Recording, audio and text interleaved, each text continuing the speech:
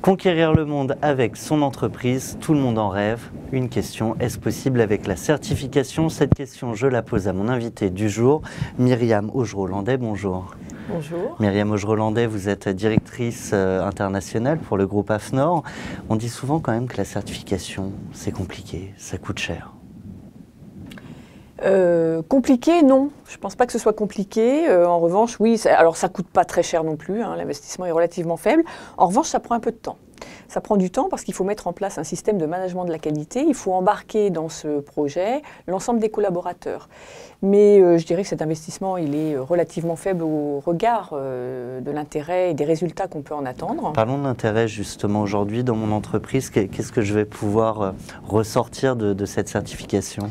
Alors, vous allez améliorer la performance de votre entreprise selon deux axes. La performance interne, qui est liée à l'organisation interne, c'est-à-dire que la certification va vous permettre d'améliorer votre structuration interne et elle va vous permettre aussi d'optimiser, de faire monter en compétences vos salariés. En ce sens, vous avez, avec la certification, une certaine promesse d'amélioration de la productivité.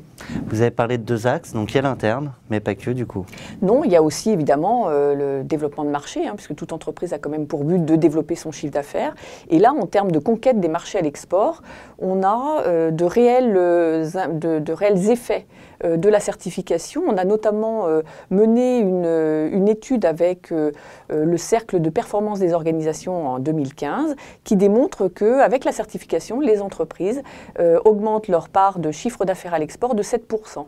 Et c'est relativement intéressant. On a, alors certaines d'entre elles peuvent même augmenter très significativement ce pourcentage. Je parlais récemment avec un de nos clients avec qui je faisais le bilan de 5 années de certification. Et ce dernier me disait qu'au moment où il a mis en place sa certification, il faisait à peu près 50% de son chiffre à l'export. Aujourd'hui, il fait 90% de son chiffre à l'export.